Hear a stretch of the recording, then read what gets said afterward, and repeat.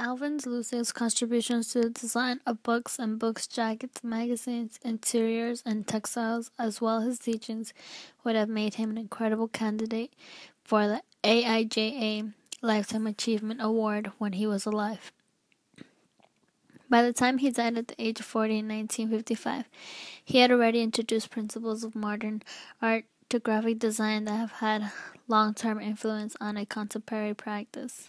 He was a generalist, and yet in the specific media in which he excelled, he established standards that are available today. In 1949, at an exhibition at the Composing Room Gallery in New York, the exhibits on view and the installation would be remarkably fresh in terms of the current trends at the art-based imagery. It is not surprising that Lustig's early work would challenge the norm. He once proclaimed that he was born modern, and he had early decisions to practice as a modern rather than a traditional designer. He was born in 1915 in Denver to a family that he said had absolutely no pretensions to culture. He was a poor student who avoided going to classes by becoming a magician for various schools' assemblies around Los Angeles, where his family had resettled. In high school, he was introduced by an enlightened teacher to modern art, sculpture, and French posters. Lustig studied design at Los Angeles City College Art Center, and independently with American architect Frank Lloyd Wright and his Townsend studio and French painter Jean Charlotte, he began his career designing book jackets in 1937 in Los Angeles, California. In 1944, he became director of visual research for Look magazine. He also designed for Fortune and Girl Scouts of the United States. In addition to his many contributions to graphic design, Lustig was an accomplished interior and architecture designer. In 1949, he designed what has become known as the Lustig chair for Paramount Furniture in Beverly Hills, California. Legacy. Lustig was inducted into the Art Directors Club Hall of Fame in 1986.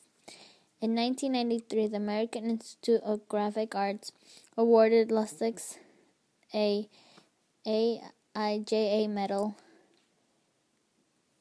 AIJ awards designers whose work has significant impact on the practice of graphic design in the United States.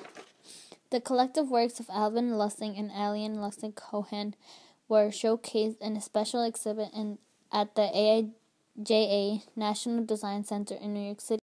He further rejected the typical cover design that summarized a book through one generalized image. His method was to read a text and get the feel of the author's creative drive, then to restate it in his own graphic terms, wrote James Laffin in The Book Jacket of Alvin Lustig. As publisher of New Directions, Laffin hired Lustig in the early 1940s and gave him the latitude to experiment with personal graphic forms. New Directions' quirky list of reprints, which featured such authors as Henry Miller, Gertrude. The current preference among American book jacket designers for fragmented images, photo illustrations, minimal typography, and rebus-like compositions can be traced directly to Lustig's star black and white cover for Lorca. When Lustig's approach was introduced to American book publishing in the late 1940s, covers and jackets were mostly illustrative and were rather decorative. Lustig jacket designs entered taboo marketing territory through his use of abstraction and small, discreetly typed tiles. Lustig did not believe it was necessary to design down, as he called it, to achieve better sales. At 21, he became a freelance printer and typographer, doing jobs on a letterpress that he kept in the back room of a drugstore. It was there that he began to create purely abstract geometric designs using type ornaments, or what a friend termed "keer things with type."